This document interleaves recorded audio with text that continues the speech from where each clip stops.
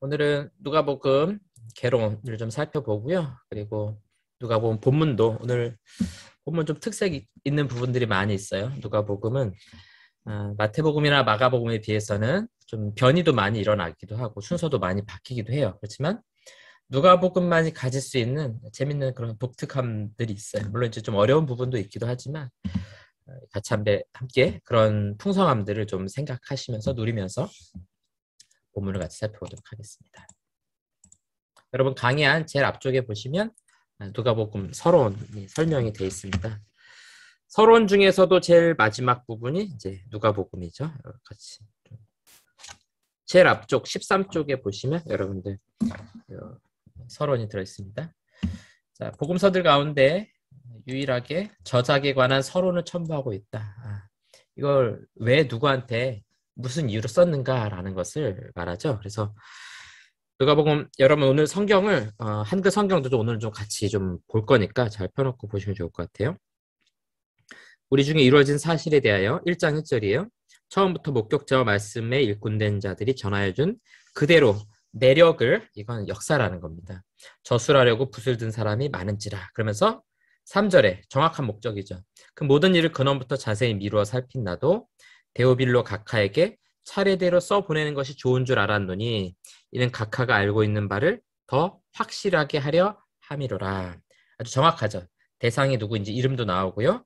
이 누가복음을 쓴 이유는 알고 있는 것, 그러니까 복음에 대해서 좀 들었겠죠. 그거를 더 확실하게 제가 전달해 드리기 위함입니다라고 서론을 아주 분명하게 이렇게 이야기하고 있습니다.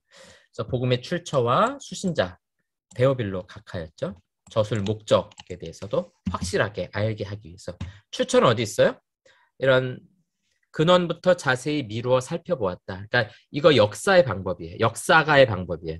사람들에게 있었던 일들을 일일이 묻고 조사하고 정리해가지고 만들었다는 거거든요. 네.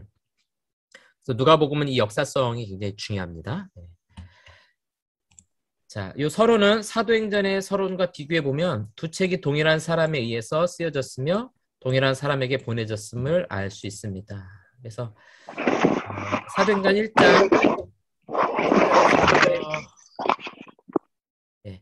2절까지 보면 데오빌로여 내가 먼저 쓴 글에는 이거 뭘 말하겠어요? 누가복음을 말하는 거죠.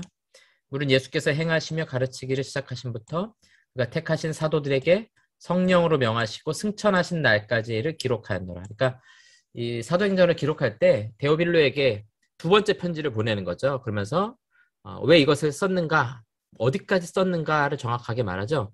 예수께서 행하시며 가르치기를 시작하신부터, 그러니까 예수의 시작부터 성령으로 명령하시고 승천하신 날까지의 모든 일들을 기록했다라는 것을 사도행전에서 기록하고 있어요. 그래서 이 두 성경이 함께 이어진다는 것. 중간에 이제 요한복음이 들어가 있긴 하지만 여러분들이 가장 부드럽게 읽기 위해서는 누가복음 다음에 사도행전을 읽어 나가시면 아주 자연스럽게 연결이 된다는 겁니다. 그래서 실제로 신약 성경에 가장 많은 분량이 바울의 복음서가 아니고요. 절수로 따지면은 누가복음과 사도행전을 합친 게 절수로는 가장 많은 절수에 해당이 되고요.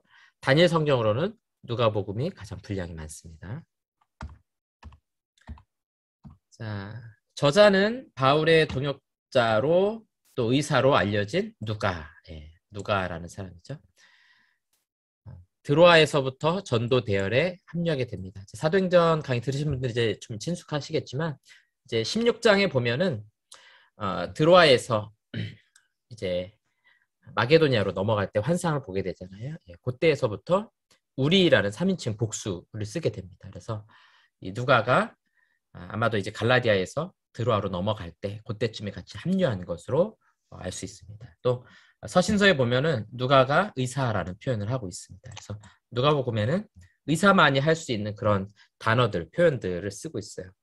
우리 병원에 가서 의사들이 이렇게 진료 기록 쓸 때 보면 옛날에 이렇게 손으로 썼잖아요. 지금 이제 키보드로 컴퓨터를 쓰겠지만 우리가 막 알지 못하는 막 단어들을 막 쓰잖아요. 그렇죠? 이제 그런 의학적 용어들이거든요. 그런 용어들을 뭐 현대 영어라든가 우리 한국어로 쓰지 않고 이 의학이 어차피 그리스 쪽에서부터 시작됐기 때문에 그런 헬라어 어원을 가진 그런 뭐 영어 단어처럼 보이지만 헬라어 어원을 가진 그런 단어들로 기록을 하게 되거든요. 제가 의사 출신 성도님하고 자세히 얘기를 안 해봤는데 그렇게 구성이 돼 있습니다. 그건 이제 용어 자체를 변경하지 않도록 하기 위해서 이제 그런 식으로 한다 그래요. 자, 어쨌든 의사의 특징이 이제 누가복음과 사도행전에 드러나게 된다. 또 역사가로서 특징도 드러나게 된다라는 거죠. 그러니까 어떤 일반적인 학문적 지식이라든가 이런 실력으로 봤을 때는 누가의 굉장히 탁월함을 우리가 좀 알 수 있습니다. 자, 그래서 누가는 복음의 목격자는 아니었죠. 우리가 아는 것처럼 말씀의 목격자로 그 일꾼들로부터 복음을 들은 사람이다라고 자신이 말하고 있죠. 또 이 데오빌로 가카라고 불린 것으로 봐서는 아마도 로마인 총독 이상의 어떤 고위직에 있었던 인물로 추측할 수 있어요. 누군지는 모르겠어요. 근데 아마도 그렇게 추정하는데요. 이제 여러분이 보시면 이 데오빌로라는 말이 재밌어요. 그래서 데오스 하나님, 필레오 사랑이라는 뜻이거든요. 그래서 데오빌로 그러면은 하나님이 사랑하는 자 이런 뜻이 자연스럽게 담겨지게 돼 있거든요. 그 영화 중에 필라델피아라는 영화가 있죠. 그 미국에 가면 필라델피아라는 도시가 있고 성경에도 필라델피아가 있는데 형제 사랑이라는 단어를 가지고 있어요. 그래서 빌라, 사랑, 형제 간의 사랑 뭐 이런 사랑을 말하고 아델포스 사람을 말하는 거거든요. 사람을 사랑한다, 형제를 사랑한다. 그래서 영화 빌라델피아가 동성애 이런 다룬 영화거든요. 왜 제목이 빌라델피아인가?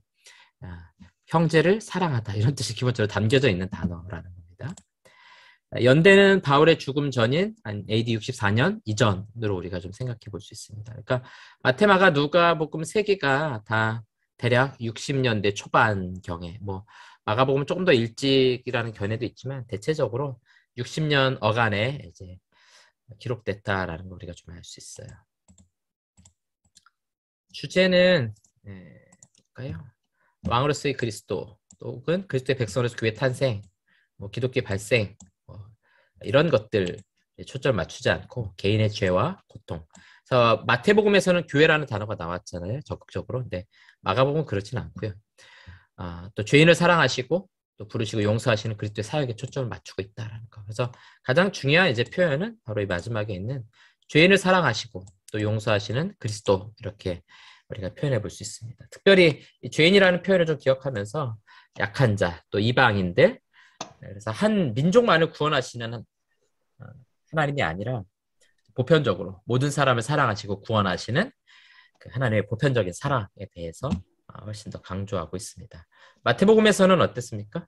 유대인들에게 더 초점을 맞추고 있었죠. 그러나 이제 누가복음은 이방인들과 연약한 자들에게 오히려 더 초점을 맞추고 있습니다. 전체적으로는 일단 연대기 순으로 기술을 하고 있어요. 시대 순으로 기술을 한다는 거죠. 그래서 사건의 개개 기록이나 예수님의 말씀의 보도에서는 다른 복음서와 차이가 있음이 명백하다. 그러니까 이 사건이 다른 성경하고 순서가 배열이 다른 부분도 많고요. 말씀을 전하는 부분에 있어서 조금 더 차이가 많이 나요. 그런 특징은 좀 있어요.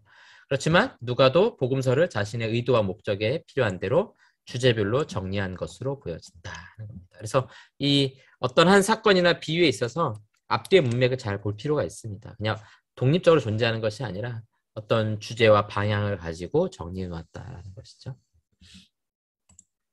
그거를 여러분들이 이상하게 생각하시면 안 돼요. 자연스러운 겁니다. 그래서 우리가 요즘에 이제 과거에 우리 여기 계신 분들이 다 학교 다닐 때는 모든 교과서가 하나였죠. 그렇죠?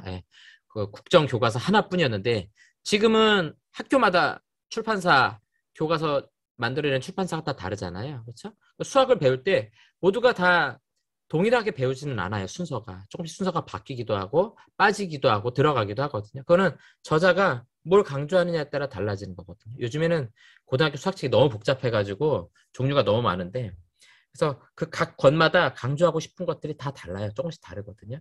또 정치라든가 사회라든가 이런 것도 쓰는 사람마다 관점이 좀 다르죠. 보수적인 색채를 가지고 쓴 책이 있고 반면에 진보적인 색채를 가지고 쓴 책이 있고 중간쯤에서 쓴 책들도 있고 그런 것들이 전혀 다른 아주 완전히 다른 내용을 전하는 것이 아니라 같은 것을 가지고 바라보는 관점이 다른 거죠. 우리가 지난 금요일에 강의 들었던 것처럼 동성애에 대해서 이거 성경적이지 않다라고 바라보는 관점이 있을 수 있고 또 한쪽에서는 무슨 소리냐 뭐 자기가 선택할 수 있는 것이지 뭐 이렇게 바라보는 또 관점도 있을 수 있잖아요.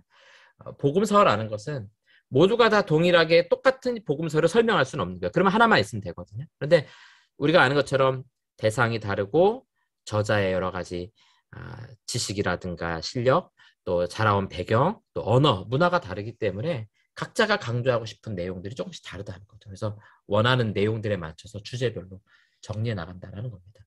복음서에서 그거를 이해하는 것이 사실 가장 중요한 키포인트예요. 처음에도 이제 말씀드렸지만 그래야만 이 다양성과 또 각 저자들이 뭘 강조하고 싶은가, 예수님의 사역 가운데 어떤 면을 강조해서 이걸 설명하고 싶은가라는 것을 우리가 잘 알아야 됩니다. 우리 주일학교에서도 아이들한테 설교할 때 모든 본문을 다 설교하진 않아요. 어떤 때는 이 본문은 건너뛰는 것이 좋겠다라고 생각되는 본문도 있거든요. 그래서 어떤 성적인 사건들 이런 거 등장할 때 아이들한테 간단하게 하고 넘어가지 막 그걸 막 자세히 알려주고 무슨 성교육하는 것처럼 그렇게 안 하거든요. 나중에 애가 커가지고 왜 이거 안 가르쳤습니까? 이렇게 물어볼 수 있거든요. 그때에 맞춰서 아이들에게 교육하죠. 누가복음도 마찬가지예요. 정말 누가에게 있어서 중요한 사람들은 누구였는가? 데오빌로라고 말했잖아요. 이 로마인 출신의 이 사람에게 확실하게 알게 하기 위해서 누가복음이라고 새롭게 정리한 것이지만 데오빌로, 하나님이 사랑하는 자. 더 넓게 보면 누가 하나님이 사랑하는 자입니까? 교회 다니는 모든 신자들이 다 하나님이 사랑하는 자잖아요. 그래서 결론적으로 누가복음은 한 사람을 위해서 쓴 책이기도 하지만 이 헬라 문화권에 있는 교회, 성도들 전체를 향하여 쓴 복음서다라고도 우리가 이해할 수 있다는 것이죠. 그들에게 맞게끔 설명하는 거예요. 자, 앞부분에서는 구약시대 정점을 알리는 예루살렘에서 시작을 합니다. 이제 이 확실히 누가복음은 이 역사가예요. 구약의 마지막을 알리고 또 동시에 신약이 시작되는 걸 같이 보여줍니다. 그럼 마태복음은 족보로 시작했잖아요. 그렇죠? 근데 누가복음은 달라요. 누구의 탄생으로 시작하냐면 세례 요한의 출생으로부터 시작을 하거든요. 그리고 이 세례 요한이 아비야 반열 제사장 출신이에요. 그러니까 그 마태복음에서는 왕의 족보였잖아요. 그렇죠? 근데 누가복음에서는 누구로부터 시작하고 있어요? 제사장으로부터 시작하고 있어요. 이 제사장의 역할이 되게 중요하거든요. 이거 이제 뒤에서 우리가 조금 다시 한번 살펴볼 거예요. 어떻게 구약과 신약이 맞물려서 가고 있는가라는 것을 여러분들 생각하시면 이 누가복음의 앞부분에 있는 것이 무슨 역할을 하고 있는지 여러분들이 조금 더 선명하게 보실 수 있어요. 자, 예수님의 정결 예식이 나오죠. 이거 구약적이잖아요. 그렇죠? 할례 받는 거. 12살에 성전을 방문하는 사건. 그러니까 성전에서 할례도 받고 거기는 선지자들이 찬양도 하고 또 제사장의 이야기도 등장하고 완전히 구약이잖아요. 그렇죠? 그래서 이 역사성을 강조해요. 구약에서부터 흘러온 역사가 세례 요한과 예수 그리스도를 통해서 연결되는 이어지는 역사라는 것을 강조하고 있습니다. 누가는 역사가예요. 의사이며 역사가입니다. 자, 그리고 이제 그 사역에서는 갈릴리 쪽으로 시작해서 예루살렘에서 끝나죠. 이거 이제 다른 복음서하고 비슷하고요. 또 예수님의 승천 기사를 포함하고 있는 유일한 복음서입니다. 그래서 마지막 누가복음 24장에 가면 예수님께서 그 승천하시는 사건들을 쭉 이야기하죠. 그렇죠? 그래서 이게 사도행전에서 이야기하는 게 승천하심까지 내가 이야기했다 이렇게 말하잖아요. 정확하게 이게 맞물려 들어가게 돼 있습니다. 그래서 사도행전으로 넘어가 보면 누가복음 24장 끝날 때 예수님께서 위로 올라가시고 너희는 위로부터 능력으로 입혀질 때까지 이 성에 머물라 이렇게 말씀하시잖아요. 그리고 나서 이제 사도행전에 넘어가면 사도들이 모여 있고 또 예수님께서 마지막 분부하신 말씀 또 그 승천하시는 그런 장면들이 같이 맞물려서 이거 우리가 힌지라고 부르죠. 그 우리 문 보면 문이 이렇게 열리고 닫히잖아요. 근데 그 문이 어떻게 벽하고 연결돼 있습니까? 그 뭐라고 부르나요? 이렇게 경첩이라고 부르나요? 위아래로 두 개가 달려 있잖아요. 그렇죠? 이제 그게 힌지라고 부르는데 두 가지가 딱 붙어 있도록 해주는 역할을 하는 게 힌지예요. 그래서 누가복음의 마지막과 사도행전의 첫 부분이 딱 붙어가지고 같은 것이 맞물려서 한쪽은 누가복음의 마지막, 한쪽은 사도행전의 시작. 그렇게 맞물려서 가는 역할을 하고 있는 겁니다. 개론은 너무 오래 설명하면 안 되는데. 자, 의사니까요. 의학 용어나 의학적 표현들이 당연히 많이 나옵니다. 그다음에 가르치는 사람을 뜻하는 선생, 디다스칼로스라는 표현뿐 아니라 선구자를 뜻하는 에피스타타라는 이런 표현을 유독 7번이나 사용하고 있습니다. 또 로마와 헬라적 배경이 잘 보입니다. 기본적으로 헬라 출신이에요. 그래서 정확하게 어디인지는 알 수 없지만 갈라디아에서 드로아 사이에서 합류한 것으로 봐서 저는 이제 개인적으로 생각하기에 아마도 갈라디아 출신 아니었을까 이제 좀 그런 생각이 듭니다. 여기서 말하는 이제 갈라디아라는 것은 루스트라라든가 더베 같은 곳, 이제 바울이 돌에 맞아서 죽을 뻔했던 데 루스트라잖아요. 그 지역 출신이 아니었을까. 그래서 이제 드로아로 넘어가면서 같이 합류하지 않았을까 이제 그런 생각이 좀 듭니다. 서술 목적 아주 분명하게 이야기했고요. 데오빌로라는 개인에게 썼지만 사실은 보다 넓은 범위의 사람들, 이 신자들 전체를 바라보면서 썼다라고 생각할 수 있어요. 그렇지만 여기서 말한 신자라는 것은 유대교 배경은 아닙니다. 아주 분명하게 헬라 배경을 가지고 있다라는 거 우리가 생각해야 돼요. 그러니까 독자들이 마태복음은 누가 주 독자였어요? 유대인들. 그렇죠? 유대인 신자들. 마가복음은요? 로마에 있는 신자들. 누가복음은요? 헬라 출신의 신자들. 아시겠죠? 그 당시에 있는 모든 인종, 모든 인종이라고 좀 그런데 대체적으로 로마, 또 헬라, 여기서 말하는 헬라라는 것은 이제 주로 그리스라든가 아니면 이제 소아시아, 터키 쪽 이런 데가 이제 주로 우리가 헬라인들이라고 부를 수 있겠죠. 그다음에 저자나 독자가 다 같이 기독교의 제2세대라는 것을 우리가 본문을 통해서 전체적으로 알 수 있고요. 여러 번 찬송들이 나옵니다. 그래서 이거는 유대 역사를 잘 알지 못하는 사람들에게 유대 역사와 의식 등을 소개하는 역할을 하고 있습니다. 또 이것이 옛 언약과 새 언약 사이의 구속사역의 연속성을 강조하는 것이다. 아까 말씀드린 대로 구약이라는 한 면과 또 신약이라는 한 면이 딱 맞물려 들어가게 되는 그 힌지, 경첩 역할을 한다고 말씀드렸어요. 그래서 이제 여러분들이 보겠지만 누가복음에 보면 마리아의 노래가 1장 46절에서 55절까지 나오고 있는데요.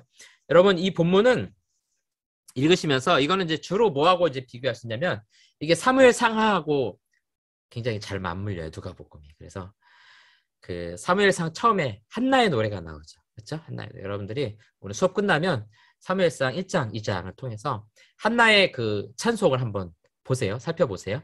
마리아의 찬송과 어떻게 좀 차이가 나는가, 어떤 부분이 비슷한가라는 거죠. 그래서 두 노래를 가지고 연구한 글들이 그 논문들이 상당히 많아요. 그래서 두 개 사이의 그런 연속성. 그러니까 이 마리아의 찬양이 한나 때 불렀던 그 찬양하고 굉장히 맞물리고 있다는 거.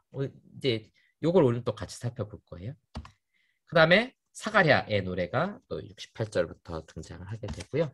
또 대영광송이라고 부르는데 2장 14절 우리 잘 아는 거죠. 지극히 높은 곳에서는 하나님께 영광이요 땅에서는 하나님이 기뻐하신 사람들 중에 평화로다. 이거 왜 대영광송이냐면 13절에 호련히 수많은 천군이 그 천사와 함께 하나님을 찬송해요. 그러니까 이거는 천군 천사들이 하늘에서 부른 찬양이에요. 그러니까 이 2장 14절은 굉장히 영광스러운 노래죠. 우리 사람들이 부른 노래가 아니라 하늘에 있는 천군 천사들이 예수 그리스도의 나타나심을 탄생하심을 불렀던 찬양이라는 거. 그래서 저 중고등학교 때 새벽송 돌 때 저희 목사님께서 이거 문 앞에서 이제 낭독하라고 이제 그렇게 했었거든요. 그때 이제 뭔지도 모르고 막 낭독을 했었거든요. 알고 봤더니 이게 천군 천사들이 부르는 영광송이었던 거예요. 그 다음에 성전에 있던 시몬의 찬송. 이런 찬양들이 어떤 구약에서부터 쭉 흘러온 그런 역사들, 연속성을 좀 가지고 있다는 것을 여러분들이 생각해 주시면 될 것 같고요. 그 다음에 일반 역사 시기를 함께 기록하고 있습니다. 여러분 2장 1절 보시면 그때 가이사 아구스도가 그 케사르 시저죠. 영을 내려 천하로 다 호적하라 하였으니 이 호적은 구레뇨가 수리아 총독되었을 때 처음 한 것이라. 그러니까 일반 역사에서 지금이 어느 시대쯤이다라는 것을 막 기록하고 있어요. 이런 것들이 성경의 역사가 어느 시대인지를 좀 정확하게 알려주기도 하고요. 어떤 면에서 조금 부정확하게 만들기도 해요. 이상하게. 좀 뭔가 연대가 이렇게 잘 안 맞는 느낌이 어떤 때는 좀 나기도 하는데 어쨌든 이런 기록들이 정확하게 어느 시대였는지를 역사가답게, 정말 역사가다운 거거든요. 이런 것들을 잘 기록하고 있습니다. 그래서 이 세상 역사 가운데 벌어지는 하나님의 구원 역사. 그래서 여러분 이 세상 역사는 누구 역사입니까? 그냥 하나님과 관계없이 돌아가는 역사가 아니라 하나님의 역사죠. 하나님의 역사. 그 하나님의 역사 가운데 하나님의 구원의 사역들이 함께 이루어져 있는 거거든요. 이거는 그 믿음의 확신이 있으셔야 돼요. 하나님께 세상 역사도 하나님의 통치권 안에 있다. 그래서 사도 바울도 그렇고 베드로도 그렇고 이 세상의 임금을 세운 분이 하나님이시라는 걸 고백하거든요. 그래서 그 권위에 복종하라라고 이야기하는 이유가 이 땅의 지도자들 한 사람 한 사람도 사실은 하나님이 세우지 않으면 안 된다는 거거든요. 그 확신이 있어야 돼요. 그래야 역사 속에서 일하시는 하나님에 대한 확신과 믿음을 가지고 살아갈 수 있는 거거든요. 그래서 누가는 계속해서 이런 역사성을 굉장히 강조하고 있어요. 하나님의 구속 계획을 따른 예수님의 사역과 생의 필연성이 강조된다. 이런 사도행전에서 그대로 이어지고 있는 것을 우리가 볼 수 있습니다. 자, 누가는 이것을 구속사관으로 발전시키고 이 구속사관은 성령의 활동의 양상을 기준으로 세 시기로 구분하게 됩니다. 선지자들을 통한 성령의 활동 시기, 세례 요한으로 등장으로 끝나게 되죠. 세례 요한 이전까지 구약시대. 두 번째 시기는 성령의 사역이 예수님께 집중된 시기. 세 번째는 교회를 통하여 성령이 활동하는 시기. 자, 보시면 누가복음에서 누가는 이 성령의 역할을 굉장히 중요시 여겨요. 사도행전에서 성령이 많이 나온다는 거 여러분 잘 알고 계시죠? 그렇죠? 네, 그걸 우리가 잘 알아요. 그러면 복음서에서는 어디서 성령이 제일 많이 나오느냐? 당연히 누가복음이에요. 우리 누가복음에 성령 이야기 많이 안 나올 것 같지만 여러분 이번에 누가복음 읽으시면서 두 가지를 잘 살펴보세요. 기도, 이건 이제 우리가 한번 수업 때 제가 따로 기도만 다룰 거예요. 그 다음에 성령, 이 두 가지. 기도와 성령에 대해서 누가만큼 많이 다룬 사람이 없어요. 그래서 성령론을 우리가 발전시켜 나갈 때 요한복음에 많을 것 같지만 사실은 누가복음이 굉장히 많이 나옵니다. 그래서 성령이 하시는 사역 세 가지로 나눈다는 거죠. 세례 요한 이전까지 구약의 모든 활동들, 그 다음에 예수님께서 활동하신, 그리고 예수님 승천 이후에 교회를 통하여 사도들과 함께 하시는 성령의 사역. 이건 오늘날까지도 우리에게 이어지는 거죠. 그러면서 이 과거 선지자들을 통한 성령의 활동 시기에는 유대인들 중심으로 구원받았죠. 그렇죠? 물론 이방인도 약간 구원받긴 했어요. 또 예수님 활동 시기에는 유대인과 이방인들이 함께 구원받았죠. 그 다음에 이제 교회를 통해서 사도들을 통해서 성령이 활동하실 때는 유대인들은 점점 축소가 되고 오히려 이방인들이 넓게 구원받는 것을 사도행전을 통해서 볼 수 있습니다. 그래서 이 복음의 보편성이라는 건 모든 사람들에게 이 복음이 전파된다라는 거죠. 사도행전 15장에 보면은 예루살렘 회의를 통해서 이방인에게도 성령이 임하는 것을 사도들이 인정하게 되는 것을 우리가 알 수 있습니다.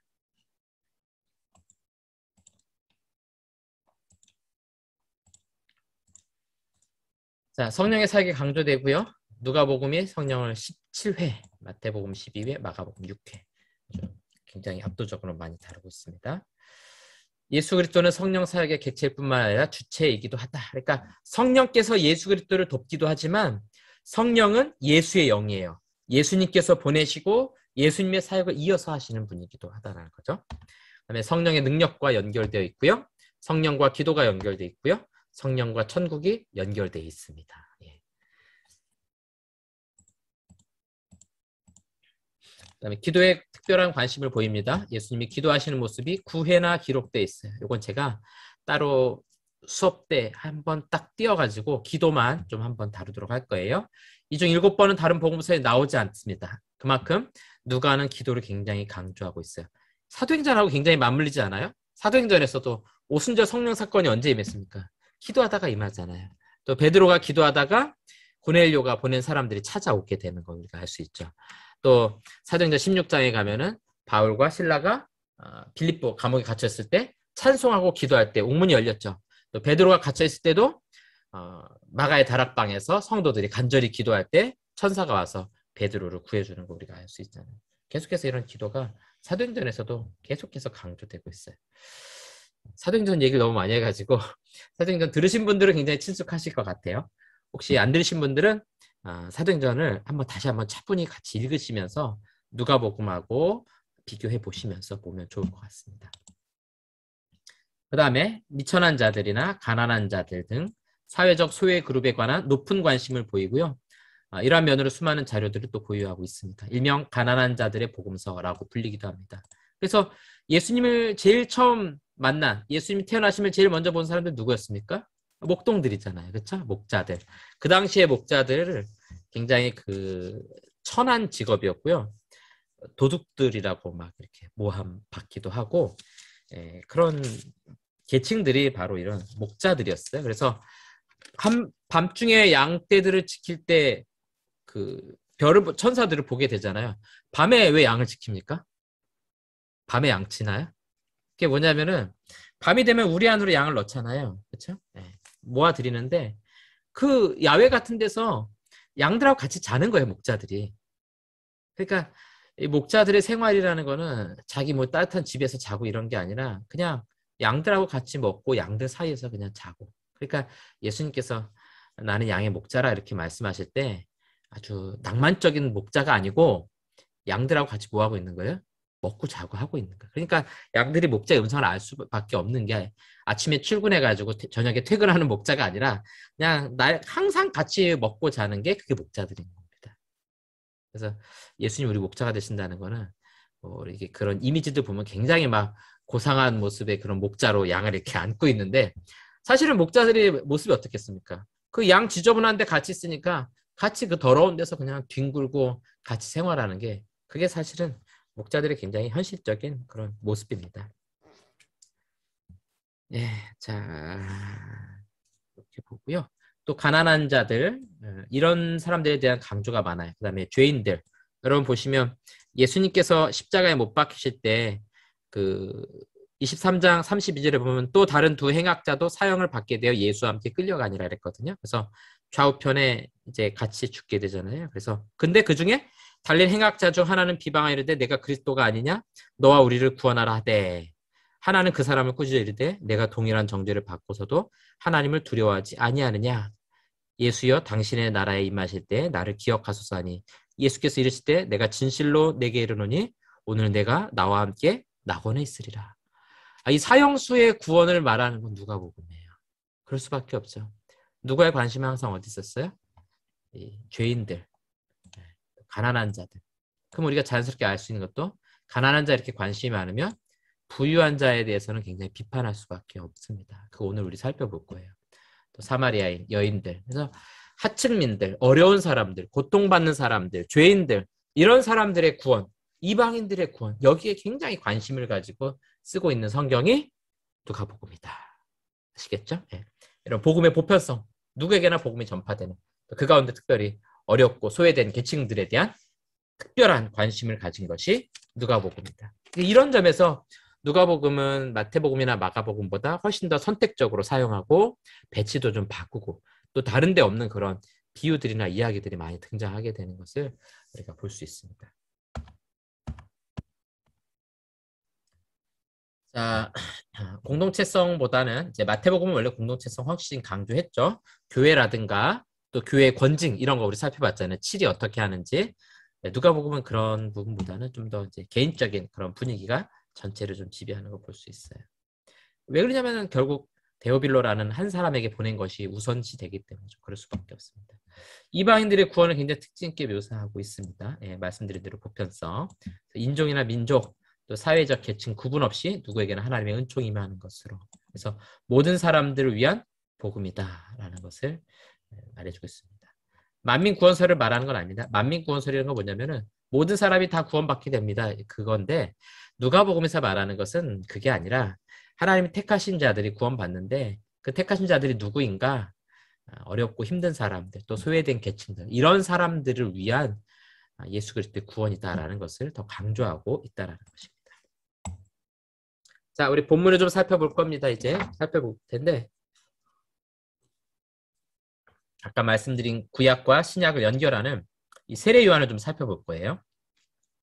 이제 요거는 제가 이제 올 초에 성경을 보다가 제가 좀 메모를 해놨던 건데 보시면 구약에 있는 사무엘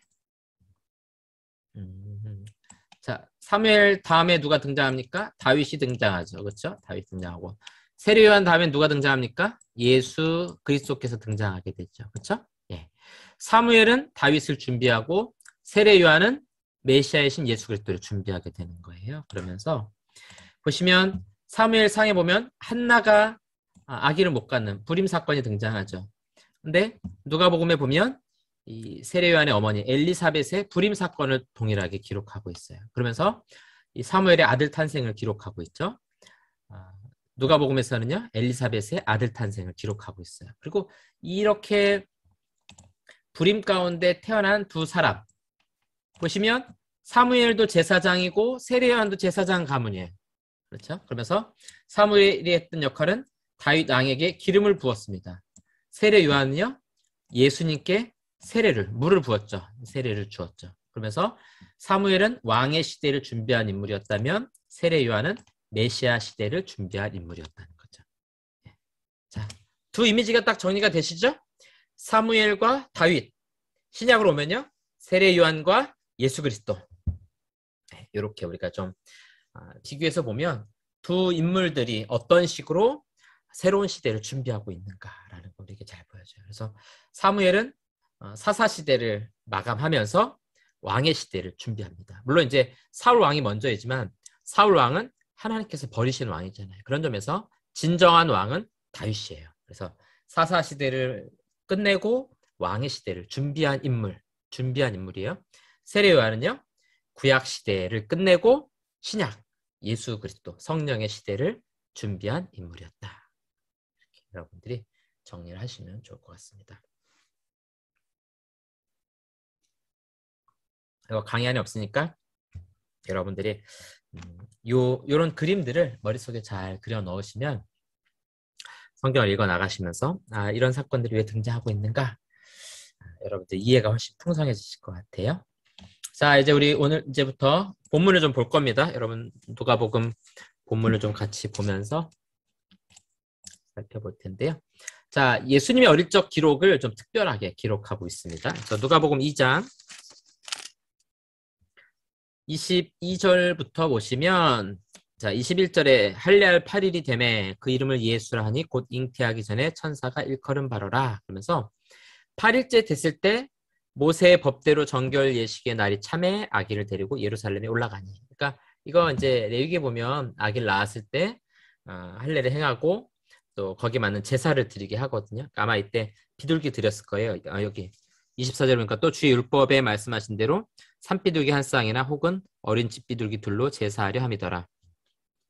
뭐가 다 이어지네요. 레위기에서 이거 했는데 이거 되게 가난한 사람이 드리는 거예요. 되게 가난한 가정에서 양이나 염소 이런 거 드릴 수 없기 때문에 비둘기를 잡아서 지금 우리가 비둘기 잡기는 어려운데 이 당시에 이런 가장 싼 것이 이제 비둘기였기 때문에 비둘기를 이제 드리게 됩니다. 그러니까 예수님 요셉의 가정이 굉장히 가난했다는 거 우리가 알 수 있습니다. 그 다음에 성전에 갔을 때 이제 시몬이라는 사람이 등장하죠. 2장 25절 보니까 예루살렘에 시몬이라 하는 사람이 있으니 이 사람은 의롭고 경건하여 이스라엘의 위로를 기다리는 자라. 성령이 그 위에 계시더라. 역시 성령의 사역을 아주 강조하고 있다는 걸 알 수 있네요. 이 사람이 이제 예수님을 찬송하고요.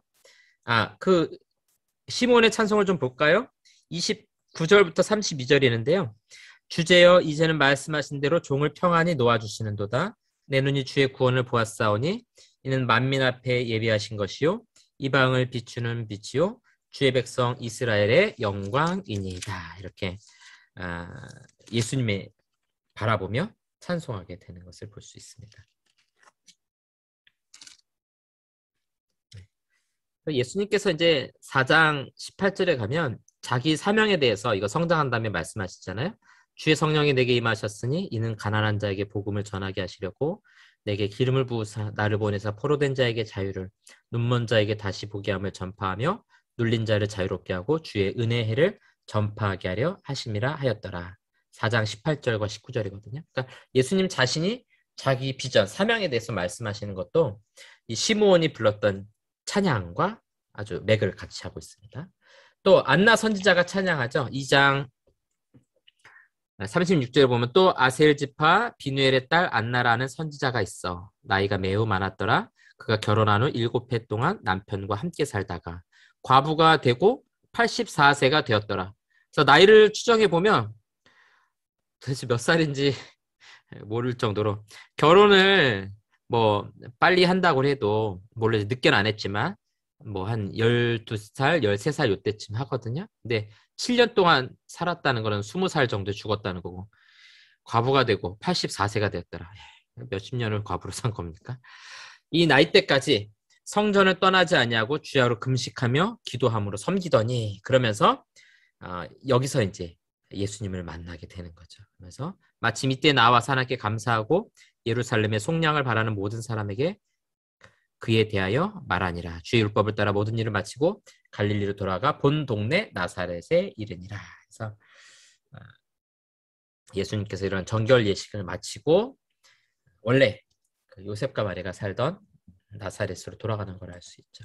또 아기 예수님의 모습도 증언하고 있어요. 이거 다른 데서는 안 나오잖아요. 근데 누가복음만 나와요. 그러니까 이 예수님의 어릴 적 모습을 보았던 사람들의 그 증언을 누가가 듣고서 기록했다라는 것을 우리가 알 수 있죠. 40절에 보면 아기가 강하며 자라며 강하여지고 지혜가 충만하며 하나님의 은혜가 그 위에 있더라. 또 12살에 6월절 예루살렘 방문 기록도 있죠. 그래서 2장 41절에서부터 51절까지 우리가 잘 아는 대로 성전에 갔다가 돌아올 때 사라지죠. 그러면서 예수님께서 12살에 한 말입니다. 어찌하여 나를 찾으셨나이까? 내가 내 아버지 집에 있어야 될 줄을 알지 못하셨나이까? 이렇게 말했던. 이건 누구의 증언이겠어요? 예수님의 그 형제들이나 친척들의 증언일 가능성이 제일 높겠죠. 그때 그랬던 사건들에 대해서. 그러니까 누가가 이런 것들을 기록할 수 있었던 것은 역사가로서의 특징, 상세히 조사하고 살피고 그 기록들을 가지고서 글을 써나갔다. 또 성장하는 예수님의 모습도 기록하죠. 예수는 지혜와 키가 자라가며 하나님과 사람에게 더욱 사랑스러워 가시더라. 그래서 우리 아기들 왔을 때 제일 많이 하는 기도가 바로 이 52절하고 40절 말씀이죠. 예수님처럼 하나님과 사람에게 사랑스럽도록 이렇게 축복기도 많이 하고 있습니다. 여러분 강의한 우리 35쪽을 보도록 하겠습니다. 네, 우리 족보 이런 건 우리 앞부분에 많이 살펴봤으니까요. 굳이 여기서는 더 안 살펴봐도 될 것 같아요. 3장 예, 강의한 35쪽을 펴시고요. 여러분 그 성경 3장 1절 한번 보실래요? 보시면 디베르 황제가 통치한 지 15해 곧 본디오 빌라도가 유대 총독으로 헤롯이 갈릴리의 분봉왕으로 그 동생 빌립이 이두레와 드라고니 지방의 분봉왕으로 루사니아가 아빌레네 분봉왕으로 또 안나스와 가야바가 대제사장으로 있을 때에 하나님의 말씀 핀들에서 사가랴의 아들 요한에게 임한지라. 그러니까 역사가로서의 특징이라고 말씀드렸죠. 일반 역사를 같이 기록하잖아요. 디베르 황제, 티베리우스 황제 15째 해. 그러면 일반 역사에서도 이게 몇 년째인지가 정확하게 나오는 거거든요. 자, 그래서 여기 보이는 대로 역사가로서의 모습, 또 디베르 황제 통치 15년, 또 당시의 분봉왕들도 소개하고요. 대제사장들도 소개하고 있습니다. 46쪽으로 가도록 하겠습니다. 강연 46쪽. 제가 조금 아까 읽었던 그 구절이죠. 예수님의 사명에 대해서 기록을 하고 있는데요. 이사야의 책, 자 여기 보시면 자신이 자라나신 나사렛에 가셔서 늘 하시던 대로 안식일 날에 회당에 들어가셨고, 자 그에게 선지 이사야의 책을 건네자 그는 책을 펴서 이 적혀 있는 곳을 찾으셨다. 그러면서 보시면 18절에서부터 19절까지 제가 아까 읽어드렸던 건데 요거는 마태복음하고 마가복음은 없습니다. 자 보세요. 이 주영이 내 위에 오셨다. 주님을 위하여 가난한 사람에게 복음을 전하게 하시려고 내게 기름을 부으셨고 나를 보내셨다. 사로잡힌 사람들에게 노임과 눈먼 사람들에게 다시 복음을 전파하고 억눌린 사람들을 놓아 보내며 은혜로운 해를 선포하게 하시려는 것이다. 보시면 대상들이 다 어떤 사람들이에요? 사로잡힌 자, 눈먼 자, 억눌린 자, 다 억울하고 힘들고 고통스러운 사람들이거든요. 이런 사람들에게 은혜로운 해, 이 해라는 것은 year, 그냥 그때를 말하는 거거든요. 그래서 이 지금이 하나님의 은혜가 임할 때라는 것을 선포하는 것이 예수님 자신이 받으셨던 사명이고 비전이라는 거예요. 이 일을 위해서 예수님께서 오셨다는 걸 선포하고 있죠. 마가나 마태오는 기록하지 않아요. 왜 그렇습니까? 누가의 특징대로 가난한 사람들, 어려운 사람들, 고통받는 사람들, 이런 사람들을 위해서 예수님께서 오셨다라는 것을 훨씬 더 강조하고 있는 겁니다. 이건 강조점이에요. 똑같은 이야기를 해도 내가 강조하고 싶은 거 주로 듣게 돼 있잖아요. 바로 그 부분입니다.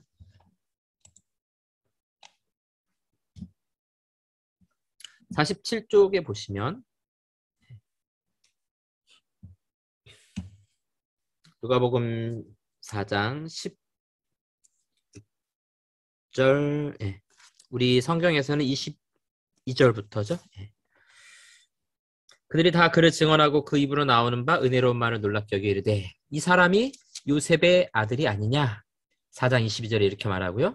거기에 대해서 23절에 예수께서 그들에게 계실 때 너희가 반드시 의사야 너 자신을 고치라는 속담을 인용하여 내게 말하기를 우리가 들은 바 가버나움에서 행한 일을 내 고향 여기서도 행하라 하리라. 보시면 직업정신이죠. 의사야 내 자신을 고쳐라. 이런 속담을 누가가 인용하고 있어요. 그 뭐냐면은 의사에 대해서 알기 때문에 이렇게 말하는 거거든요. 자기 눈에 잘 보이는 거, 자기에게 잘 띄는 것을 인용해서 이렇게 설명하는 거 우리가 볼 수 있습니다. 자, 그 다음에요. 누가복음에만 등장하는 본문이죠. 5장 1절에서 11절 볼까요? 백성이 예수를 둘러싸고 하나님의 말씀을 듣고 있을 때 여러분 51쪽에 있습니다. 예수께서는 게네사렛 호숫가에 서 계셨다. 갈릴리 바다를 말하는 겁니다. 호숫가에 배 두 척이 세워져 있는 것을 보셨는데 어부들이 거기서 내려서 그물을 씻고 있었다. 그 배들 가운데 하나에 오르셨는데 시몬의 배에 오르셨습니다. 베드로예요. 땅에서 조금 떨어지라 부탁하셨고 앉아서 무리들을 가르치셨습니다. 말씀을 그치고 시몬에게 말씀하시네요. 고기를 잡도록 깊은 곳에 나가서 너희 그물을 내려라. 그러자 시몬이 스승님 저희가 온 밤을 고생하였지만 아무것도 못 잡았습니다. 그러나 당신의 말씀에 힘입어 그물을 내리겠습니다.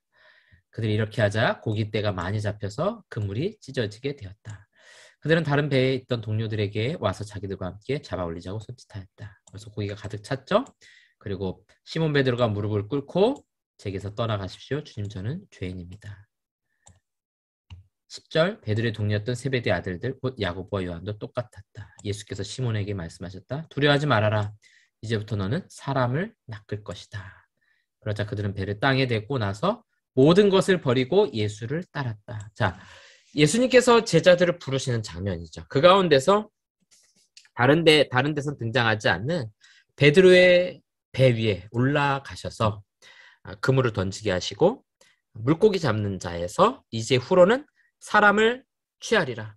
사람을 낚을 것이다 라는 사람을 살리는 제자 삼는 비전을 보여주셨죠. 그러면서 모든 것을 버리고 예수를 따르게 되죠. 제자가 뭔지 보여주는 거예요. 제자는 모든 것을 버리고 예수를 따라가는 사람. 모든 것보다 우선순위가 예수님을 따라가는 사람. 그래서 다른 본문에 보면 아버지 장사 지내고 따라가면 안 되겠습니까? 그럴 때 죽은 자들이 죽은 자를 장사하게 하라 이렇게 말씀하시잖아요. 제자는 뭐가 첫 번째인가? 세상에 있는 사람과의 관계, 뭐 인생의 문제 이런 것이 아니라 예수님 따라가는 게 첫 번째라는 거예요. 그러니까 여기 있는 어부들이 모든 것을 버리고 예수님 따라가잖아요. 이 사람들에게서 최고의 재산은 자기 배와 그물 아닙니까? 그거 버리고 따라가는 거예요. 그게 제자도라는 것을 보여주고 있는 거예요. 그래서 이게 사도행전으로 넘어가면 어떻게 돼요? 3,000명이 변화되고 5,000명이 변화되는 사건. 여기서 이 많은 물고기들이 잡힌 사건을 통해서 고기 잡는 거에서 이제는 누구를 잡게 되는 거예요? 잡는다는 표현 이상할지 모르지만 이제는 사람을 낚게 되는 사람 낚는 어부. 그게 바로 제자거든요. 그래서 제자는 많은 사람들을 살리고 낚는 일들을 하는 그런 사명과 비전을 보여주고 있는 사건입니다. 그래서 이 누가복음 5장 1절에서 11절까지 보면은 누가복음에만 등장하고 있을 뿐만 아니라 이건 사도행전과 이어지는 사건이라는 것을 우리에게 보여주고 있습니다. 자, 그리고 이제 우리가 또 살펴볼 것이요. 6장 24절에서부터 26절까지 보시면요. 예수님께서 이렇게 말씀하시죠. 너희 부자들에게는 화가 있다. 너희의 위로를 받았기 때문이다. 너희에게 화가 있다. 지금 배부른 사람들아 너희가 줄일 것이기 때문이다. 화가 있다. 지금 웃는 사람들아 너희가 슬퍼하고 울 것이기 때문이다. 모든 사람이 너희를 좋게 말할 때에는 화가 있다. 그들의 조상들이 조상들이 같은 방식으로 거짓 선지자들에게 행했기 때문이다. 보시면 이게 좀 이상해 보이지 않아요? 왜 부자들한테 저주가 있을 것이라고 말하나요? 배부른 사람한테 왜 저주가 있을 것이라고 생각하나요? 부자 되고 배부른 게 뭐 죄인가요? 근데 누가는 여기에 대해서 강조해요. 부자들과 배부른 자들, 지금 잘 살고 있는 사람들, 이 경계의 대상들이라는 거예요. 특별히 누가는 부유함에 대해서 경고하고 주의하라고 계속해서 이야기하고 있습니다. 보세요. 총 11번의 그 부유함과 부자들에 대한 본문을 다루고 있습니다. 다른 성경하고 좀 다르죠. 누가 특별히 강조해요. 보세요. 자, 우리 지금 읽었던 누가복음 6장 24절 너희 부유한 자, 이거 강의 안 없기 때문에 여러분들이 구절을 잘 체크해 놓으세요. 너희는 너희의 위로를 이미 받았도다. 화이스친저, 이거 이제 저주받겠다, 이제 그 이야기거든요. 부유한 자, 이미 이 땅에서 위로받았기 때문에. 그럼 여러분, 부자들은 이 땅에 위로받았으니까 이제 재앙이 있을 가능성이 높다, 이렇게 말하잖아요. 그 반대로 한번 생각해 보시면 누가 앞으로 위로를 받게 될 것인가? 누가복음에 그 중요한 사건이 하나 등장하거든요. 뭘까요? 거지 나사로. 네, 그렇죠. 그 문둥병으로 고생하며 거지였지만 죽어서 아브라함 품에 안겨 있게 되잖아요. 대조적으로 사용하고 있는 거예요. 그냥 단순하게 부자가 단순하게 나쁘다 이것이 아니라 이 땅에서 부유한 자들의 타락함들, 하나님을 사랑하지 않는 모습들, 그러나 반대로 가난하고 고통 가운데 있는 자들이 어떻게 하나님의 은혜를 받을 것이며 소망을 가지고 살아가게 될 것인가 하는 미래를 바라보게 만드는 그런 구절들입니다. 누가복음 12장 16절에서 21절, 여러분 성경을 좀 한번 찾아서 보세요. 누가복음 12장, 여기는 제가 본문을 조금 보고 갈 거예요. 12장 16절. 이것도 이제 누가복음에만 등장하게 되는 거죠. 또 비유로 그들에게 말하 이르시되 한 부자가 그 밭에 소출이 풍성하매, 어리석은 부자의 비유라고 말하죠. 그러니까 여기서도 부자에 대해서 비판하고 있는 거예요. 심중에 생각하여 이르되 내가 곡식 쌓아둘 곳이 없으니 어찌할까 하고, 또 이르되 내가 이렇게 하리라. 내 곡간을 헐고 더 크게 짓고 내 모든 곡식과 물건을 거기 쌓아두리라. 또 내가 내 영혼에게 이르되 영혼아 여러 해 쓸 물건을 많이 쌓아두었으니 평안히 쉬고 먹고 마시고 즐거워하자 하리라되, 하나님이 이르시되 어리석은 자여 오늘 밤에 내 영혼을 도로 찾으리니 그러면 내 준비한 것이 누구의 것이 되겠느냐 하셨으니 자기를 위하여 재물을 쌓아두고 하나님께 대하여 부유하지 못한 자가 이와 같으니라. 그러니까 이 부유함에 대해서 비판하고 있는 건 뭐냐면 자기 육신을 위해서 재물을 쌓아두는 것에 대한 비판이에요. 어디에 대해서 우리가 재물을 쌓아둬야 되는가? 하나님께 대하여 부유한 자, 하나님께 대하여 재물을 쌓아둘 수 있는 자, 그게 진짜 지혜로운 자라고 말하는 거죠. 그래서 어리석은 자는 이 땅에서의 부유함을 추구하는 것이고, 지혜로운 자는 하나님 나라에서 부유함을 추구하는 거죠. 하나님 나라에서 부유함은 뭐겠습니까? 이 땅을 살아갈 동안에는 우리 부유함을 가지고 약한 자들을 도와주는. 그래서 이 누가의 관심은 철저하게 고통받고 어려움 가운데 있는 사람들, 그 사람들에 대한 또 위로와 소망을 가지고 전하는 말씀입니다. 그 부자인 분에게 가서 신방할 때는 어떤 구절을 하면 좋을까요? 이런 구절로 신방하면은 은혜 받기는 어려울 것 같겠죠? 그 우리가 각자가 뭐 태어나서부터 잘 살 수 있는 사람도 있을 것이고, 노력해서 잘 살게 된 사람도 있을 것이고, 또 여전히 어렵고 힘든 사람들이 있을 수도 있겠죠. 어떠한 곳에 있든지 정말 중요한 것은 우리 물질적인, 우리 육체를 위해서 쌓아두는 것이 아니라는 영적인 관점을 갖는 것이 우리에게 중요합니다. 단순하게 부자기 때문에 다 비판한다. 뒤에 가면 아닌 것도 있어요. 우리가 이제 그것도 같이 이제 살펴보게 될 겁니다. 자, 누가복음 14장 12절에 보니까 또 자기를 청한 자에게 이르시되 내가 점심이나 저녁이나 베풀거든 벗이나 형제나 친척이나 부한 이웃을 청하지 말라. 부자인 사람 데려오지 말라라고 이렇게 예수님께서 말씀하시고 있죠. 재밌는 표현이에요. 그러면서 두렵건대 그 사람들이 너를 도로 청하여 내게 갚음이 될까 하노라. 잔치를 베풀거든 차라리 가난한 자들과 몸 불편한 자들과 저는 자들과 맹인들을 청하라. 그리하면 그들이 갚을 것이 없으므로 내게 복이 되리니 이는 의인들의 부활 시에 내가 갚음을 받겠음이라 하시더라. 그러니까 부자를 청하는 사람들의 목적이 무엇인가? 이거 생각해 볼 때 대부분은 그거 아니겠어요? 자기한테 도움이 되는 사람, 뭔가 나도 나중에 도움을 받을 수 있는. 그러나 하나님께서 진짜 원하는 건 뭐예요? 갚을 수 없는 사람들에게 도와주는 거죠. 그럼 그 사람들이 못 갚기 때문에 누가 갚아준다는 겁니까? 이거 하나님께서 갚아주신다는 거거든요. 이 물질을 어디에 쓸 것인가 하는 것을 우리에게 잘 보여주고 있습니다. 누가복음 16장, 이제 16장은 굉장히 어려운 구절이에요. 저도 이제 여러분들하고 같이 이제 16장에 대해서 생각해보고 할 건데, 또 제자들에게 이르시되 어떤 부자에게 청지기가 있는데 그가 주인의 소유를 낭비한다는 말이 그에게 들린지라. 한 번 더 이제 부자에 대한 이야기가 등장하죠. 그러면서 여기서 16장 19절에 보면 한 부자가 있어 자색 옷과 고운 베옷을 입고 날마다 호화롭게 즐기더라. 우리가 잘 아는 거지 나사로. 20절에 보니까 그런데 나사로라 하는 한 거지가 헌데투성이로 그의 대문 앞에 버려진 채 그 부자의 상에서 떨어지는 것으로 배불리려 하며 심지어 개들이 와서 그 헌데를 핥더라. 이 땅에서의 부자와 아주 극심하게 가난한 자, 두 사람을 이제 같이 비교하면서 마지막에 죽어서 천국에 갔을 때 이 거지는 아브라함 품에 들어가고 부자는 고통 중에 음부에서 고통받는 그런 모습을 볼 수 있습니다. 뭐 예수님을 믿었느냐 안 믿느냐 이런 이야기를 하는 것이 아니라 이 부자가 어떠한 삶을 살아갔길래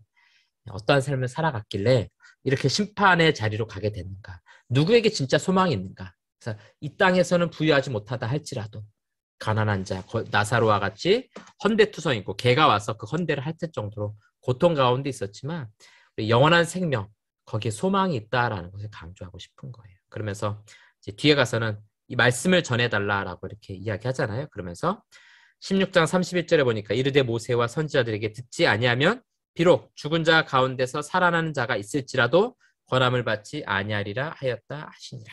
이렇게 말씀하면서 마무리하는 것을 볼 수 있습니다. 이 선포되는 이 말씀 통해서 변화되지 않으면 절대로 구원 얻을 수 없다라는 거죠. 그러니까 다시 돌이켜보면 이 부자의 가장 심각한 문제는 뭐였다는 거예요? 그 하나님 말씀을 듣지 않고 외면해 버렸다는 것이죠. 정말 이 사람이 하나님 말씀을 들었다면 자기의 그 부유함을 가지고 호화롭게 즐기는 자가 아니라 거지 나사로를 도와주고 사랑하는 일들을 했어야 정상이었겠죠. 예. 이런 관점에서 같이 살펴볼 수 있는 부분입니다. 네, 여기 우리 좀 아까 살펴봤죠. 18장 23절에 가면 또 한 명의 부자가 등장하게 되죠. 우리가 잘 아는 어떤 관리가 물어 이를 때 선생님이 선한 선생이여 내가 무엇을 하여 영생을 얻으리까? 그러면서 계명을 지켜라 이렇게 예수님께서 말씀하셨더니 18장 21절에 여짜오되 이것은 내가 어려서부터 다 지켰나이다. 저 율법 다 지켰습니다. 그랬더니 예수님께서 내게 아직도 한 가지 부족한 것이 있으니 내게 있는 것을 다 팔아 가난한 자들에게 나눠주라. 그리하면 하늘에서 내게 보화가 있으리라. 그리고 와서 나를 따르라 하시니. 누가복음 전체적으로 잘 맞는 맥락이죠. 자기의 것을 다 팔아서 가난한 사람들에게 나눠주라는 거죠. 이걸 한 사람이 있었죠. 가난한 자들에게 주진 않았지만 앞에서 보았던 누가복음 5장에서 보았던 제자들은 어떻게 했어요? 자기 걸 다 버려두고 예수를 따라갔잖아요. 근데 이 사람도 마찬가지예요. 진짜 예수님의 제자가 되고 싶거든. 물질적인 거, 이 땅에서 누릴 수 있는 거, 그런 것들에 너의 마음을 두지 말고 그거는 어려운 사람들에서 다 쓰고 너는 예수를, 나를 따르라 이렇게 말씀하고 있잖아요. 그런데 23절에 그 사람이 큰 부자이므로 이 말씀을 듣고 심히 근심하며 가더라. 그러니까 이 부유함이 예수님을 따라가는데 큰 장애가 될 수 있다는 것이죠. 큰 장애가 될 수 있다는 것을 강조하면서 말하고 있습니다. 그리고 나서 예수님께서 하시는 말씀이 여기는 지금 25절인데 24절에는 예수께서 그를 보시고 이르시되 재물이 있는 자는 하나님의 나라에 들어가기가 얼마나 어려운지 낙타가 바늘귀로 들어가는 것이 부자가 하나님 나라에 들어가는 것보다 쉬우리라 하시니. 자, 계속해서 뭘 강조하고 있습니까? 이러한 부유함들이 우리의 마음을 하나님 나라에 초점을 맞추지 않도록 이 세상 나라에 초점을 맞추도록 만드는 겁니다. 이건 우리 모두가 다 굉장히 주의해야 될 것들이죠. 가난해도 그럴 수 있어요. 어려우니까 더 이 땅에서 사는 거에 집착할 수 있거든요. 근데 누가가 하고 싶은 이야기는 이 땅에서 고통받고 어려움 당하는 자들에게 어떤 소망이 있을지, 오히려 이 땅에서 잘 살고 부유한 사람들이 오히려 소망을 놓칠 수 있다라는 부분에 초점을 맞추면서 이야기하고 있습니다. 자, 긍정적인 이야기 이제 하나가 나오죠. 19장 25절을 보면 삭개오라 이름하는 자가 있으니 세리장이요 또한 부자라 이렇게 말하고 있습니다. 우리 지난 주일에 그 복음에 대한 설교 들으면서 영상 보셨잖아요. 거기 보면은 거기 삭개오가 나오잖아요. 이렇게 한 사람 눈물 흘리는 사람 있었잖아요. 그 사람이 이제 삭개오잖아요. 거기 보면은 예수님께서 자신을 만나 주시는 그런 모습 거기서 감격하면서 이제 눈물 흘리는 영상 우리가 봤는데요. 19장 25절이 삭개오가 아니네요. 죄송합니다. 네. 잘못 넣었네요. 요거 제가 좀 확인 좀 해볼게요. 네. 자, 여기 이 삭개오란 이 한 사람이 예수님을 영접하고, 네. 25절이 아니고 2절입니다. 2절 죄송해요. 삭개오라 이름하는 자가 있으니 세리장이요 또한 부자라 이렇게 말하고 있는데 이 사람이 예수님을 영접하게 되죠. 그러면서 이 사람의 변화가 8절에서 나타나요.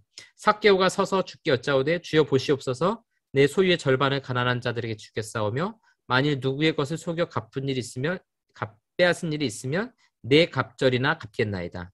자기 소유의 절반을 가난한 사람들에게 주겠다는 거죠. 자발적으로. 그러니까 하나님 사랑, 이웃 사랑을 실천하겠다는 거고 빼앗은 것을 내 갑절로 갚겠나이다. 이거 레위기에 보면은 다른 사람의 것을 취했을 때 어떻게 배상하냐면은 뺏어간 만큼 돌려주고 5분의 1을 추가로 더 돌려주게 돼 있어요. 20%를 배상하게 돼 있거든요. 근데 20%만 배상해도 되는데 4배로 갚겠다는 거죠. 4배로. 그러니까 이 사람의 이 회개, 자기 현실에 있는 그런 물질에 대한 관심보다도 그 영혼 구원, 영원한 하나님의 나라를 바라보는 그의 마음의 변화라는 걸 보여주고 있죠. 그런 점에서 이 삭개오는 여기 나오는 성경에 나오는 부자들 가운데 유일하게 이런 변화된 모습을 우리에게 보여주고 있어요. 28장에서 봤던 부자, 큰 부자, 이 사람은 근심하며 갔잖아요. 근심했잖아요. 그런데 삭개오는 예수님 영접하고 그 재물을 가지고 어려운 사람들에게 나눠주는 그런 모습들, 또 회개하는 모습들을 볼 수 있습니다. 그래서 예수께서 이르시되 오늘 구원이 집에 이르렀으니 이 사람도 아브라함의 자손이미로다. 인자가 온 것은 잃어버린 자를 찾아 구원하려 함이니라. 아까 거지 나사로도 아브라함 품에 있었죠. 그렇죠? 그리고 삭개오도 아브라함의 자손이라 이렇게 부르게 되잖아요. 네, 이렇게 우리가 좀 비교하면서 볼 수 있을 것 같아요. 그다음 누가복음 21장 1절에 보면 예수께서 눈을 들어 부자들이 헌금함에 헌금 넘는 것을 보시고 구절이 있죠. 그리고 나서 또 어떤 가난한 과부가 2렙돈 넣는 것을 보시고 렙돈 단위에 대해서는 지난번에 한번 살펴보지 않았습니까? 21장 3절에 보니까 이르시되 내가 참으로 너희에게 말하노니 이 가난한 과부가 다른 모든 사람보다 많이 넣었도다. 저들은 그 풍족한 중에서 헌금을 넣었거니와 이 과부는 그 가난한 중에서 자기가 가지고 있는 생활비 전부를 넣었느니라 하시니라. 이 가난한 과부를 칭찬하시는 장면이 등장하는데요. 이거는 이제 누구하고 비교하고 있냐면은 부자들하고 비교하고 있는 거예요. 부자들의 헌금하는 모습. 그러면서 그 다음에 성전이 무너질 것을 예수님께서 말씀하고 있거든요. 뭐냐면 그 앞에는 이제 서기관들이 얘기하는데 이 부자들 누구냐면 종교 지도자들이에요. 그래서 성전이 무너질 것을 말씀하는 것은 소위 부자인 또 이 종교 지도자들이 어떻게 멸망하게 될 것인가, 심판받게 될 것인가라는 것을 같이 비교하면서 이야기하고 있습니다. 이 심판 가운데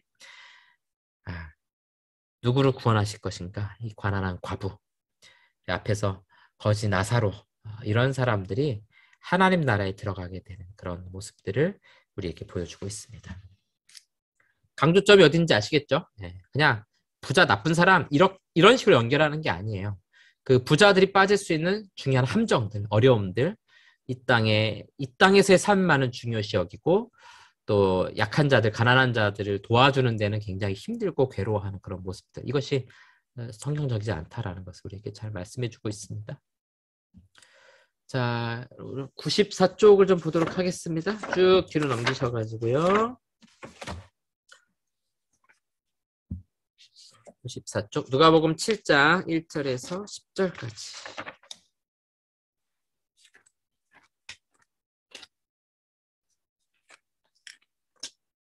자, 여기 재밌는 구절들이 있습니다. 유독 누가복음에 이 글 자세히 기록하고 있어요. 마태복음하고 좀 달라요. 마태는 굉장히 띄엄띄엄 많이 뺐어요. 여러분 잘 아는 한 백부장의 이야기입니다. 그래서 예수님께 고쳐달라고 하죠. 자기 종을. 그랬더니 그냥 말씀만 하시면 됩니다. 오시지 않아도 됩니다. 저도 권력 아래에 있는 사람이어서 병사들이 있어서 제가 말만 하면 종들이 다 들어요. 그러니까 예수님도 말씀만 하시면 내 종이 나을 겁니다 하는 그 사건이야. 자, 누가복음은 좀 달라요. 여러분들 이거 뭐 체크하셨는지 모르겠지만 잘 보시면 예수께서 자신의 모든 말씀들을 백성에게 들려주시길 마치시고 나서 가버나움에 들어가셨다. 어떤 백부장의 종, 여기서 이제 백부장, 센투리온이라고 말씀드렸죠. 로마인이라는 거예요. 이방인이에요. 유대인이 아닙니다. 곧 그가 아끼고 있었던 한 종이 병들어 죽으려 하고 있었는데 그가 예수에 관하여 듣고 유대인 장로들을 그에게 보내어 오셔서 자기 종을 고쳐달라고 그에게 요청하였다. 이런 부분들을 여러분들이 누가복음에서 찾아내셔야 돼요. 다른 거하고 다른 복음서하고 다르잖아요. 뭐냐면 마태복음에서는 그런 이야기 하지 않아요. 그냥 백부장이 와가지고 간청했다라고 간략하게 말해요. 그러나 누가는 정확하게 이야기합니다. 왜 그래요? 이 백부장의 믿음에 대해서 훨씬 강조하는 거예요. 백부장의 구원에 대해서 강조하고 싶은 거예요. 이 사람은 어떤 사람이길래? 유대인 장로들을 보내서 예수님께 부탁을 한 거예요. 자기가 온 게 아니라. 이게 이제 굉장히 독특한 거예요. 누가복음에만 나타나는 백부장에 관한 중요한 정보들이죠. 가버나움의 백부장이었습니다. 로마인이라는 거예요. 유대인들의 장로들을 보냈다는 거죠. 이 유대인들의 장로들은 이방인인데도 불구하고 이 백부장을 칭찬합니다. 보세요. 그들이 예수께 와서 그에게 간절하게 부탁하며 말했다.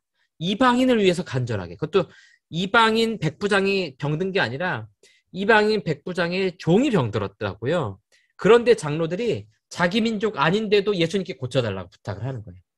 왜냐하면 5절에 그가 우리 민족을 사랑하고 우리를 위해 직접 회당을 지었기 때문입니다. 예, 여기 단서가 있는 거예요. 이 백부장은 어떤 사람인가? 로마인이었습니다. 유대인들이 부정하게 생각하는 이방인이었다고요. 자기들을 압제하는 로마인이었다고요.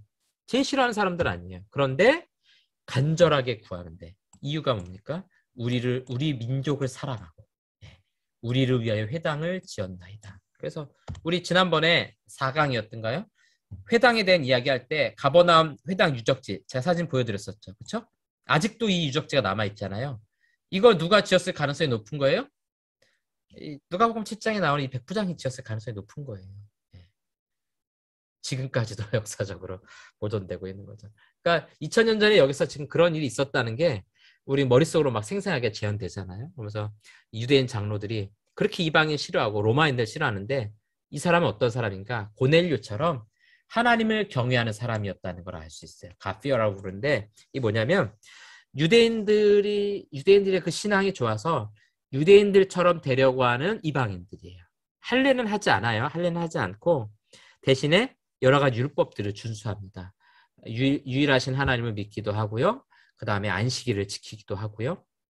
비록 할례는 안 하지만 물론 이제 제사나 이런 것도 지내진 않아요. 그런 건 하진 않지만 어쨌든 유대인들의 모든 율법들을 같이 이렇게 지켜나가는 사람들이었다는 거죠. 그래서 유대인의 장로들이 이 사람에 대한 좋은 마음, 심지어 가버나움에 우리를 위해서 회당까지 지었기 때문에 비록 로마인이었지만 우리를 위한 사람이다 이런 마음이 있었던 거죠.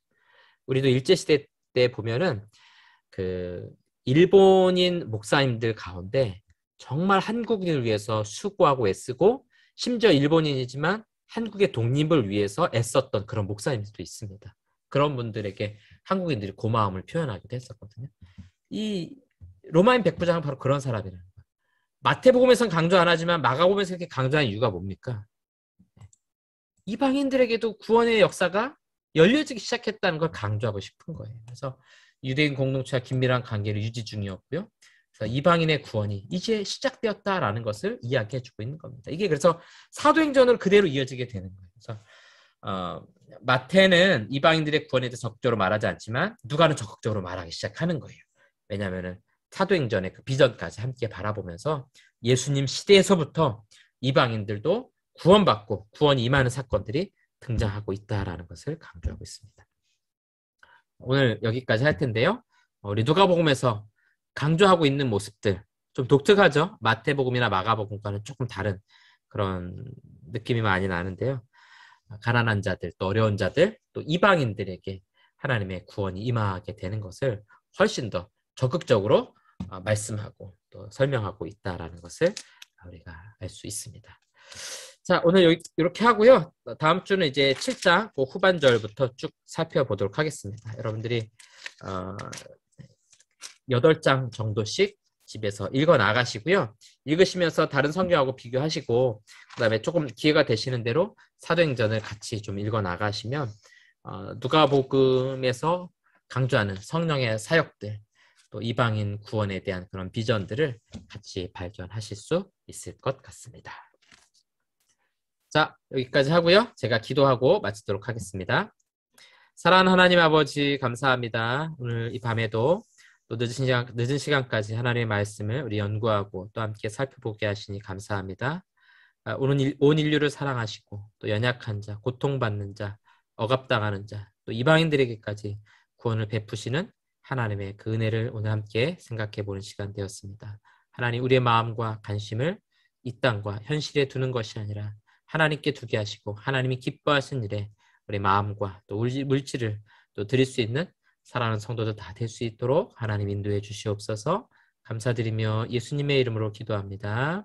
아멘.